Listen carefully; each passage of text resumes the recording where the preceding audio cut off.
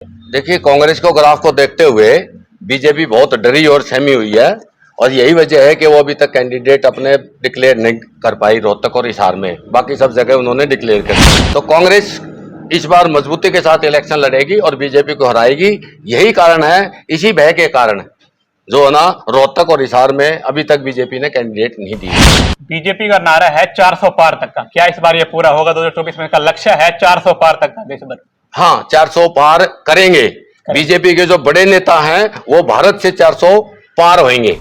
दिल्ली में भी चुनाव होने वाले, दिल्ली से पहले ही अरविंद केजरीवाल जो कि मुख्यमंत्री है उनको शराब घोटाले मामले में गिरफ्तार कर ले। क्या मानते हैं कि विपक्ष लड़ पाएगा उनसे?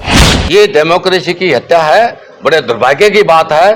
चुनाव चल रहे हैं, कहीं तो कांग्रेस का खाते सीज कर दिए, कहीं जो है ना किसी सीएम को जो कुर्सी पे बैठे हुए हैं मुख्यमंत्री, वो पब्लिक के नुमाइंदे हैं, उनको गिरफ्तार करके अंदर कर रहे हैं। वो प्रचार क्या करेंगे, क्या इलेक्शन लड़ने देंगे? ये तो बिल्कुल ही धज्जियां उड़ाई जा रही है डेमोक्रेसी। रोहतक से माना जा रहा है कि सांसद दीपेंद्र सिंह हुड्डा जी वहां से चुनाव लड़ सकते हैं। क्या बीजेपी उनको टक्कर दे पाई, कांग्रेस दे पाई कि दूसरे को टक्कर? नजदीक भी नहीं है, बहुत भारी बहुमत है। एक तरफा इलेक्शन हम रोहतक और हिसार से जीत रहे हैं। रोहतक से तो मतलब रिकॉर्ड ही तोड़ेंगे इसका। झांसी की नगर परिषद भ्रष्टाचार का अड्डा कहा जाती है। कहा जाता है कि लोग और पार्षद भी कहते हैं, वहां पर जो पर रहते हैं वो पार्षद भी कहते हैं कि खुलेआम यहाँ पर पैसा चलता है। और कल एक कर्मचारी जो है पैसे साथ पकड़ा भी गया। ये तो देखिए, एक प्यादा, केवल एक मात्र प्यादा था, मगरमच्छ तो अभी अंदर बैठे हुए हैं। और इसमें अगर आप खुलासे में जाएंगे तो बहुत बड़ा जो है ना इसमें स्कैंडल पकड़ा जाएगा। 1000 करोड़ अगर लगता तो दिखाई देता, ना आपको दिखाई दे रहा है, ना जनता को दिखाई दे रहा है, ना मुझे दिखाई दे रहा है। 1000 करोड़ एक बहुत बड़ी अमाउंट होती है। छोटा शहर है, इस शहर में सारे विकास कार्य हो सकते थे। 1000 करोड़ रुपए आए होंगे, नो डाउट विकास के लिए आए होंगे, लेकिन क्या उनमें से कितना प्रतिशत आपको लगता है कि विकास कार्य में लगे?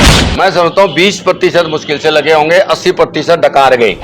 ये हमारे माननीय विधायक जी अपना फायदा उठाने के लिए, क्योंकि उन्होंने यहाँ कॉलोनी काटी है, उसके सामने ब्यूटिफिकेशन और रोड को खुला करने का काम इसलिए किया है ताकि इसको लाभ मिल सके।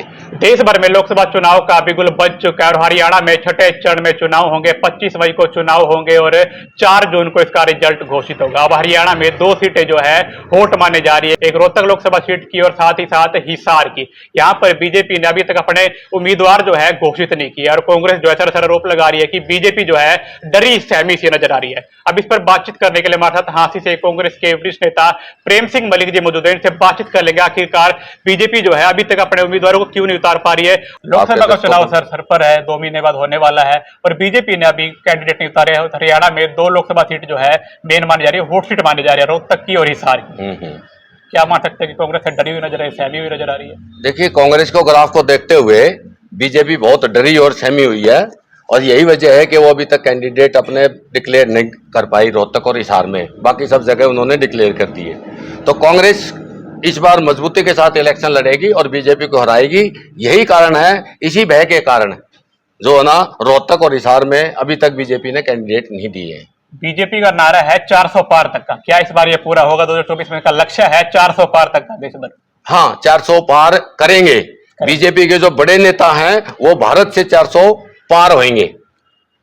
लोकसभा चुनाव आगाज हो चुका है, दिल्ली में भी चुनाव होने वाले। दिल्ली से पहले ही अरविंद केजरीवाल जो कि मुख्यमंत्री है उनको शराब घोटाले मामले में गिरफ्तार कर ले। क्या मानते हैं कि विपक्ष लड़ पाएगा उनसे इस मामले में? ये डेमोक्रेसी की हत्या है, बड़े दुर्भाग्य की बात है।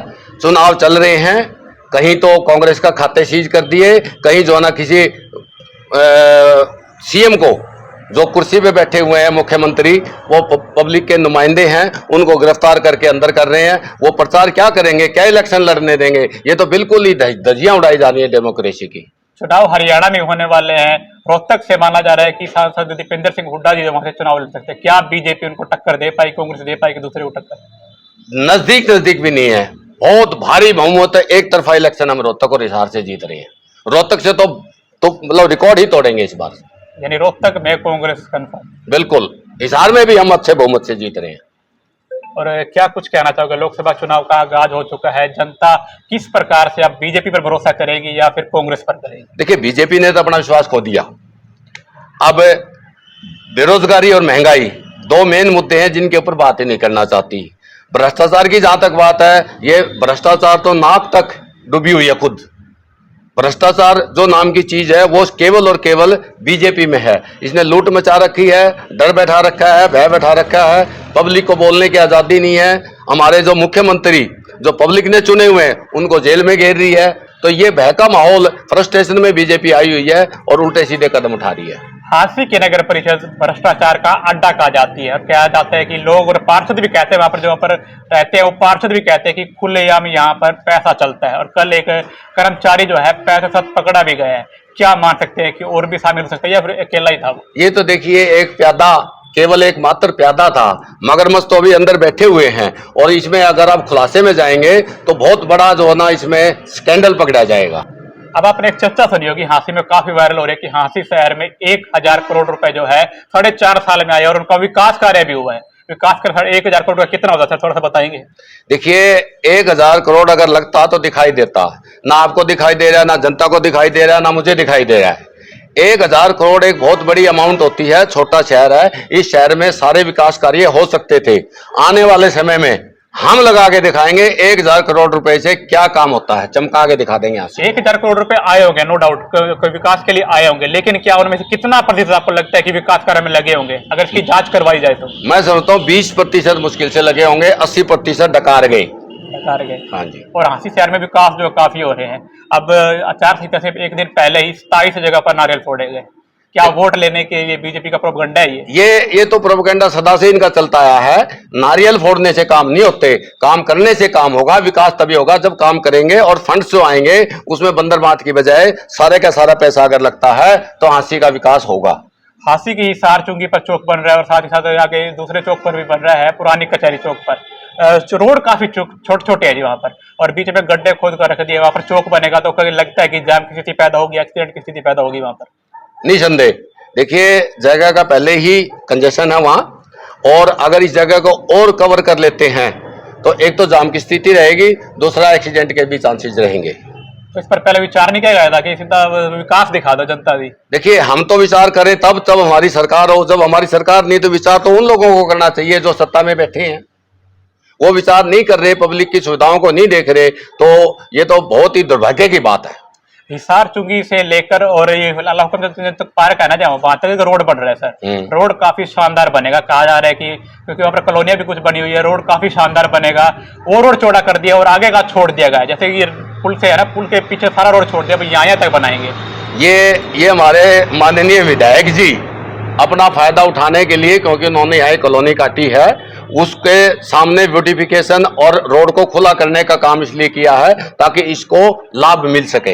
रोड बढ़ रहा है, जनता को सुविधा दे रहे तो सामने तक बना, क्योंकि रोड पूरा टूटा हुआ, आगे तक भी, पुल से नीचे तक भी रोड पूरा तक बन सकता था, लेकिन यहाँ तक इतना ही क्यों बना है? देखिए, ये बना अच्छा है, मैं बधाई करता हूँ, मगर शानदार बना, मगर डाउट ही नहीं है। हाँ, मैं बधाई करता हूँ इस चीज के लिए, ये बधाई के पात्र हैं, मगर ये आगे तक बनना चाहिए था सारा। ये ऐसा नहीं कि अपने घर तक बना दिया और अपना फायदे के लिए, और लोगों को जो ना, जो वहां रहेंगे, जो इसकी कॉलोनी कटी है उसके भाव बढ़ जाएं, इसके लिए ये सब जो ना प्रोपेगेंडा किया गया है। क्या कुछ कहना चाहोगे? लोकसभा का चुनाव भी कुछ समय में होने ही वाला है, लगभग 7-8 महीने के अंदर अंदर। हांसी शहर में लोगों का रुझान किस तरफ जाएगा? क्योंकि बीजेपी की पहले सरकार है, बीजेपी की हरियाणा में भी है, हांसी में भी विधायक हैं। अब जनता के मन को किस प्रकार से कांग्रेस टोलेगी? भारतवर्ष की जनता जाग चुकी है, समझ चुकी है इस बेईमान को, इस बहरूपिये को, इस झूठे को, इस ठग को, इस लुटेरे को भगा के रहेंगे इस बार। हांसी नहीं, हरियाणा भी नहीं, पूरे भारतवर्ष की जनता जाग चुकी है, और एक तरफा जो है ना इंडिया गठबंधन जीत की ओर बढ़ रहा है। कांग्रेस का क्या टारगेट है? पूरे हरियाणा में बात कर रही है, बीजेपी का 400 पार है, कांग्रेस का क्या टारगेट है? इतनी सीटें हमने यहाँ से निकालनी है। देखिए, इंडिया गठबंधन 350 सीटें कम से कम लेके जाएगा। इंडिया गठबंधन, जहां तक हरियाणा की बात है, हरियाणा में हम आम आदमी पार्टी के साथ मिलकर इलेक्शन लड़ रहे हैं। कुरुक्षेत्र से आम आदमी पार्टी को विधायक दिया है, एमपी का कैंडिडेट दिया है, और बाकी जो 9 सीटें बची हैं उस 9 सीटों में बड़े जोश और खरोश के साथ जो है ना हम जो है ना इलेक्शन लड़ेंगे, और 9 में से 9 की सीट लाने का काम करेंगे। अभी हरियाणा में जेजेपी और बीजेपी का नया गठबंधन टूटा है। क्या कुछ कहना चाहोगे? ये टूटा नहीं है। अच्छा, ये पर्दे के पीछे की कहानी है। ये इकट्ठे चल के वोट को डिवाइड किया जाए, ये इनकी साजिश है। कि अलग अलग इलेक्शन लड़के और कांग्रेस के वोट को जो ना तोड़ने की कोशिश करेंगे। जाट नॉन जाट की राजनीति। जाट नॉन जाट की राजनीति करने के लिए ये खेल खेला गया है। और मैं आपको बता दूं, इस बहकावे में जनता नहीं आएगी और ये अपने जो मंसूबे जो बना रहे हैं उसमें बीजेपी कामयाब नहीं होगी, ना जेजेपी कामयाब होगी। जेजेपी बीजेपी से भी ज्यादा दोषी है। हरियाणा के गब्बर कहा जाते थे मंत्री जी, उनके पास 2 विभाग थे, स्वास्थ्य और होम मिनिस्टर। अब वो विधायक रह चुके हैं, उनके पास क्या कुछ कहना चाहिए? बीजेपी से काफी नाराज भी चल रहे हैं वो। एक अकेले विधायक बीजेपी में थे, जो मंत्री भी थे, जो केवल जनता की सुन रहे थे और जनता की ही भलाई का काम कर रहे थे। अब जो बीजेपी में अच्छा काम करता है, या नहीं, आप नितिन गडकरी जी को ले लीजिए, कितना अच्छा काम कर रहे थे। मैं तो बड़ाई करता हूं उनकी भी, केंद्र में जो ना मंत्री थे। जो बीजेपी में पब्लिक का काम करता है, अच्छा काम करता है, उसको बीजेपी उठा के फेंक देती है। हांसी में बात करें विधानसभा चुनाव में, तो कांग्रेस कितने वोटों से अपना वोट बैंक मजबूत करेगी? देखिए, मैं बताऊं आपको, मैं 12-13 घंटे पब्लिक में रहता हूं। पिछले 5 साल से जब भी इलेक्शन हमारा खत्म हुआ था 2019 का, पब्लिक के बीच में रहता हूं, टिकट का प्रबल दावेदार हूं और बहुत अच्छे मार्जिन से पार्टी को टिकट निकाल के दूंगा और भूपेंद्र हुड्डा जी को सीएम बनाने का काम करेंगे। आप लोगों के बीच रहते हैं, गांव का दौरा करते हैं, लोगों के मन की बात अपने टटोली होगी। लोगों के मन में क्या है, बीजेपी या कांग्रेस, कौन से नेताओं में है? देखिए, बीजेपी और जेजेपी दोनों ही देहात में तो घुस ही नहीं पाएंगी। मन लोगों का ये मन है कि वो उनको एंटरटेन ही नहीं करेंगे, वो कहेंगे भाई अपने घर जाइए। और दूसरी बात शहर की है, शहर में भी जो हमारा जो चाहे व्यवसायी हो, मिडिल क्लास का हो, लोअर क्लास का हो, चाहे जो ना गरीब जनता हो, चाहे नौकरी पेशा हो, चाहे मजदूर हो, चाहे मनरेगा मजदूर हो, चाहे आंगनवाड़ी के वर्कर हो, वो सारे के सारे जो ना बीजेपी की नीतियों से त्रस्त हैं।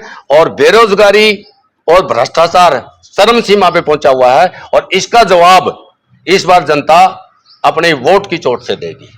जो सिंह चौटाला जब अमित शाह से मिले तो उन्होंने कहा कि हमें कोई सीट नहीं चाहिए, लेकिन आप पेंशन जो है 6-7 जाके करीब कर दीजिए। तो जो अमित शाह जी ने कहा था कि सोच विचार करेंगे, इस वजह से गठबंधन टूटा है। क्या कुछ कहना चाहेंगे? ये एक्चुअली बात है। देखिए, ये ड्रामेबाजी होती है। 4.5 साल तक तो चूस गए। वो दादा गौतम कह रहे थे ना, एक लाइट डकायर गया, उसका नाम भी कुछ लिया था, खोपर। वो खोपर वाला अकेला ही डका गया सारे महकमे लेके। जब सारा माल इकट्ठा कर लिया और ये ड्रामेबाजी आगे एक पैंतरा पब्लिक में जाने का, मगर पब्लिक उसने नहीं देगी। पब्लिक बड़ी समझदार है, जितना ये चालाकी खेल रहे हैं उससे पब्लिक ज्यादा समझदार है। जो भी जैसा देख पा रहे हो सर, क्या मैसेज देना चाहोगे लोकसभा चुनाव को मद्देनजर रखते हुए और विधानसभा? मैं तो पूरे देशवासियों को, हरियाणा वासियों को ये कहना चाहूंगा कि हमारे पास ये सुनहरा अवसर है इस भ्रष्ट, करप्ट, बेईमान, ठग सरकार को जो ना यहां से भगा के कांग्रेस पार्टी और इंडिया गठबंधन को जिताने का काम करें और अपना आने वाला भविष्य इसी में है। तो ये हमारे साथ मौजूद थे कांग्रेस के वरिष्ठ नेता है प्रेम सिंह मलिक, जिन्होंने सरासर कह दिया है कि इस बार लोकसभा और विधानसभा चुनाव में बीजेपी की और कांग्रेस की कांटे की टक्कर रहने वाले। बीजेपी का नारा है 400 पार का, कांग्रेस का कहना है कि 350 से गठबंधन में हम भी निकालेंगे। क्या कुछ मानना आपका? कमेंट बॉक्स में जरूर बताएं, अपनी राय जरूर रखें, वीडियो को शेयर कर जुड़े रहे फास्ट हरियाणा के साथ। नमस्कार। अपना सामान एमआरपी पर नहीं डिस्काउंट पर लो। और हिसार में डिस्काउंट कहां मिल रहा है ये जानो सेलट्रेंडिंग.com पर। विजिट सेलट्रेंडिंग.com, पहले कंपेयर करो फिर शॉप करो।